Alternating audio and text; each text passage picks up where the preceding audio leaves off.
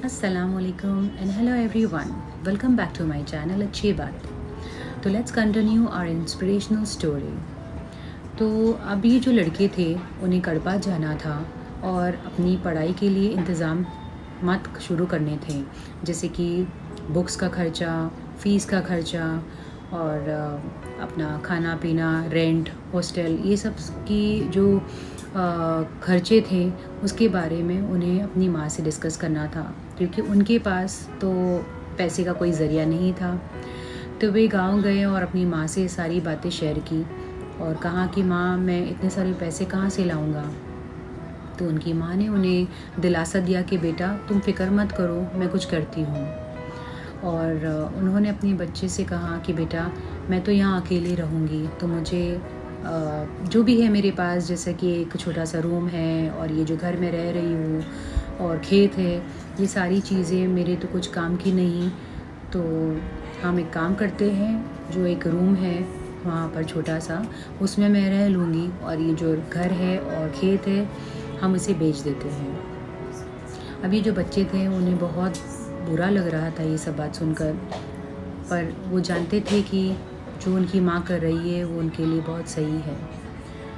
तो उन्होंने अपने खेत को पहले बेचा और वो खेत भी उन्होंने अपने दामाद को ही बेचा।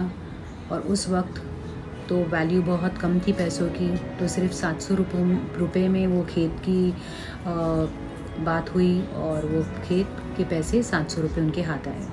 अब वो 700 रुपये में उनका जो भी फ़ीस का और रेंट का, बुक्स का थोड़ा बहुत खर्चा निकल गया। अभी भी कुछ बाकी था, जिसके लिए उन्हें वो एक छोटा सा रूम था वो भी बेचना पड़ा। वो भी रूम जो उन्होंने बेचा वो बहुत कम ही पैसे में बिका।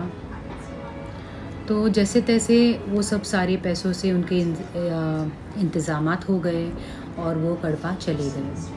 अब वहाँ जाकर उन्होंने खूब दिल लगाकर, जैसे कि मैंने कहा, पढ़ाई की और 3 से 4 महीने के अंदर अंदर उन्होंने अपनी पढ़ाई मजबूती से कर लिया। और अब ऐसा था कि उन्हें बस एग्ज़ाम देना था। तो उन्होंने वहाँ जाकर एक हॉस्टल में रूम रेंट किया और अपने लिए कुछ कपड़े और बुक्स का इंतज़ाम किया। और फिर जो वहाँ पर क्लासेस होती थी वो 7 to 10 होती थी। जैसे मैंने कहा, इंदिरा कॉलेज नाइट कॉलेज था, तो वहाँ पर कॉलेज में जो लेक्चर्स होते थे वो शाम के होते थे, तो वो वहाँ जाकर अटेंड करते। और फिर कुछ डे टाइम पर वो साइकिल रिपेयरिंग का काम, जैसे मैंने बताया, वो करते थे।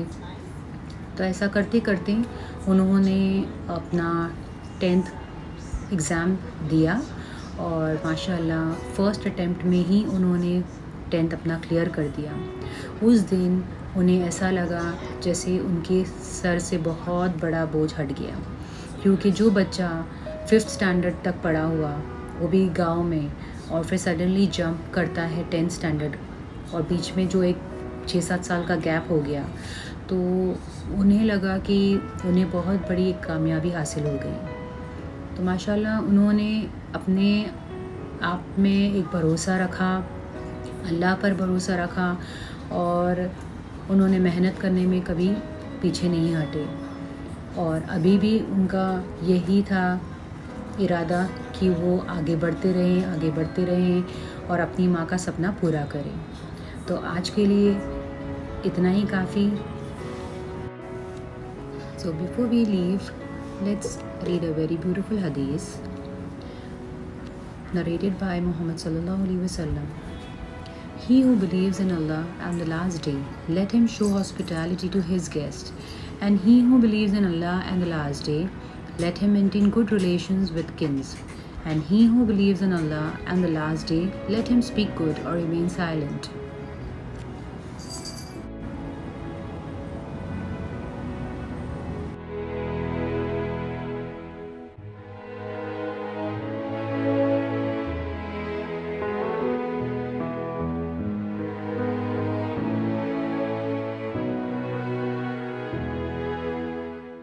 So beautifully said. As a proper Muslim with true faith in Allah, we must follow everything that is said to us by our God Allah.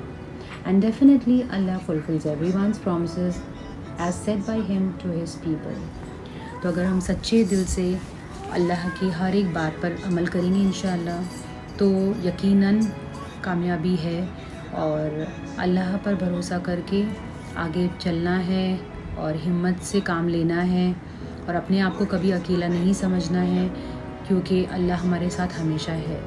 तो इंशाअल्लाह हम इस बात पर अमल करेंगे और अल्लाह पर सच्चे दिल से यकीन करेंगे इंशाअल्लाह। जज़ाकल्लाह, सी यू नेक्स्ट टाइम। अल्लाह हाफ़िज़, टेक केयर।